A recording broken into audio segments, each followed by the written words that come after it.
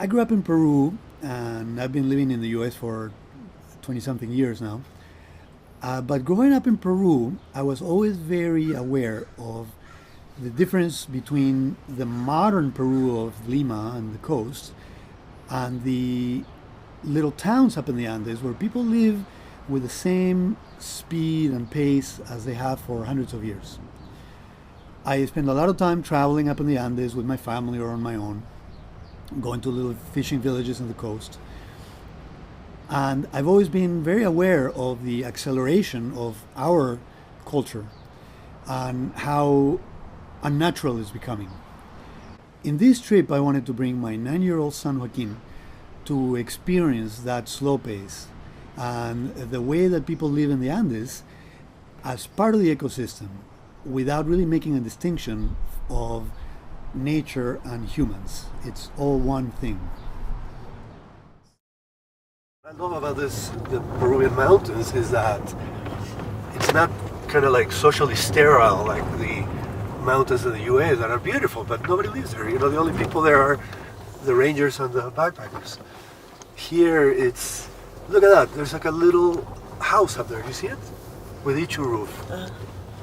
And if you don't live here, maybe you live in the town down in the valley, but you take your bus at 4 a.m. to come here and take care of your flock.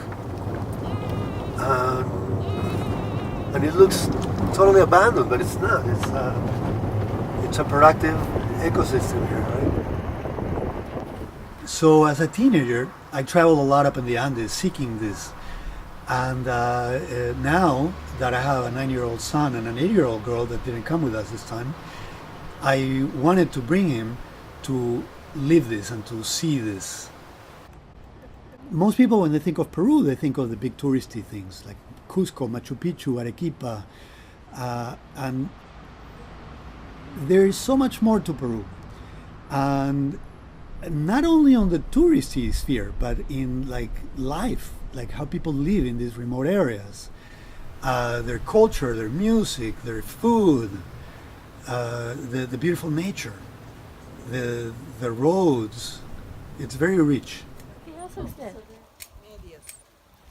Ah, socks.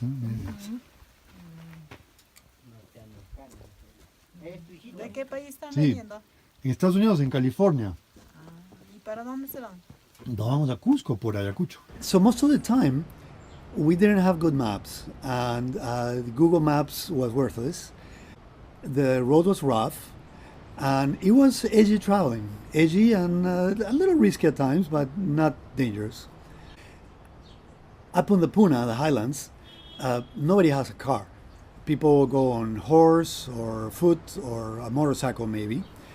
So while we traveled on these little dirt roads, we always found hitchhikers, people just waiting for the next vehicle to come by. And whenever we had a chance, we would give them rides.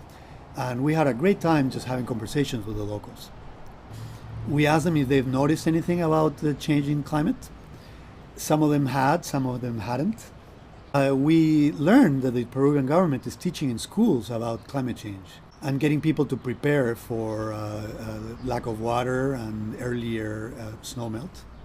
So trying to find a place that would fulfill this that we were looking for, we heard about this place called the Sondono Valley under the mountain Carhuarazo, which is a very big snow-capped mountain.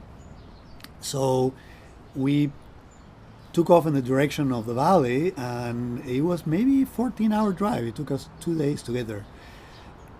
All through dirt roads, through crazy places. Este camino Pachipao. Gracias.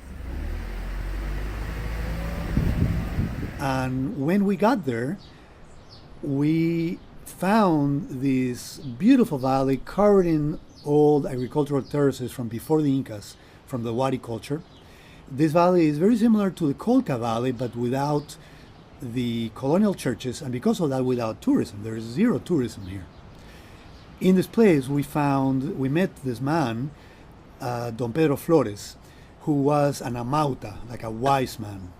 And he had a little hotel where we stayed, and he took us on amazing hikes and told us about the local flora and about the mountains and the history. he took us through these Inca trails that are actually pre-Inca. They're Wadi trails. That's 1,000 years old.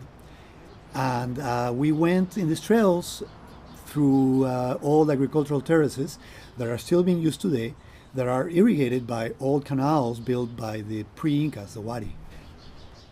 So one thing that happens up in the Andes is that every town has a fiesta once a year. And a fiesta is a big deal. Everybody from nearby towns comes to it. So we heard about this one fiesta, and Don Pedro took us to it.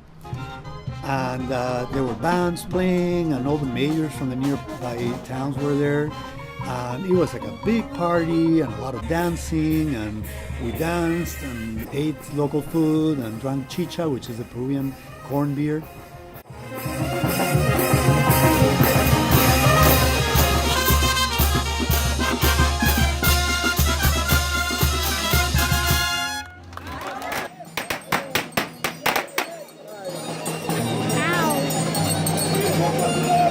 Just close your eyes when yeah. Sometimes when you're traveling up on these dirt roads, you will find somebody selling produce or yarn or whatever on the side, waiting for the next car to go by, which might be 8 hours between each ride. So we found this one guy on a little tricycle motorcycle who was selling fruits. One thing I always liked about the Andes is the cemeteries. The cemeteries have a lot of culture built into them. So we went to see the cemetery in Andamarca, and it was very interesting because the ground is very rocky, so they can't dig and put the coffins underground, so everything is built up. When people think of Peru, they think of the Inca, but the Inca are only the last 300 years before the Spaniards got there. Peru has a history of 15,000 or more of cultures there. Wherever you find in Peru, you'll find ruins from dozens or hundreds maybe of little cultures. It was a wonderful trip.